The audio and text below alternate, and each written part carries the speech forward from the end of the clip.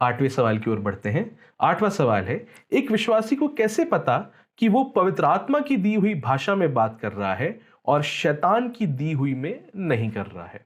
देखिए, कोई कहेगा कि आपको तो नहीं पता कि आप क्या बोल रहे हैं या किस भाषा में बात कर रहे हैं। हो सकता है कि आप यीशु को श्रापित ठहरा रहे हो उन शब्दों में, हो सकता है कि शैतान ने वो भाषा आपको दी हो।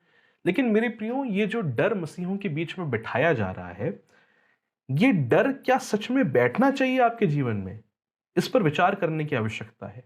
देखिए, अगर आपने मसीह यीशु को प्रभु कहकर जाना है, तो निश्चय जानिए इस बात को, ये तभी संभव हो पाया है जब पवित्र आत्मा ने आपको यीशु को प्रभु कहने की क्षमता दी हो। सबसे पहली आयत ही यही थी जो हमने डिस्कस करी थी। तो अब कैसे वो पवित्र आत्मा जो आपके अंदर वास करता है, जिसका मंदिर आप बन चुके हैं, आप जो मसीह पर यकीन करते हैं, विश्वास करते हैं, उससे प्यार करते हैं, और उससे अगर आप अन्य भाषा में बोलने का वरदान मांग रहे हैं, उसकी प्रार्थना कर रहे हैं, फिर कैसे परमेश्वर शैतान को यह अनुमति दे सकता है कि आपको एक ऐसी भाषा में, एक झूठी अन्य भाषा में बोलने दे, या आपको एक शैतानी अन्य भाषा में बोलने दे? ऐसा कैसे हो सकता है? लूका रचित सुसमाचार उसके 11वें अध्याय में उसकी 10 से लेकर 13वीं आयत में लिखा हुआ है, क्योंकि जो कोई मांगता है उसे मिलता है, और जो ढूंढता है वह पाता है, और जो खटखटाता है उसके लिए खोला जाएगा। तुम में से ऐसा कौन पिता होगा कि जब उसका पुत्र रोटी मांगे तो उसे पत्थर दे, या मछली मांगे तो मछली के बदले उसे सांप दे, या अंडा मांगे तो उसे बिच्छू दे?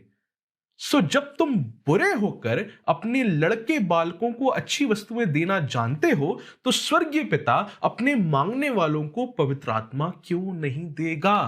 हालेलुया।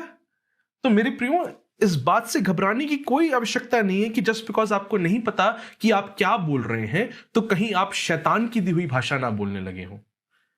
अगर आप परमेश्वर के अनुसार अपने जीवन को जी रहे हैं, उसके कलाम के अनुसार अपने जीवन को व्यतीत कर रहे हैं, अगर आप देख रहे हैं कि आप पवित्रता में बढ़ रहे हैं, उसके प्रेम में बढ़ रहे हैं, और वह बातें कर रहे हैं जो परमेश्वर को प्रसन्न करती हैं, तो निश्चय जानिए कि आप परमेश्वर को श्रापित नहीं कह रहे हैं।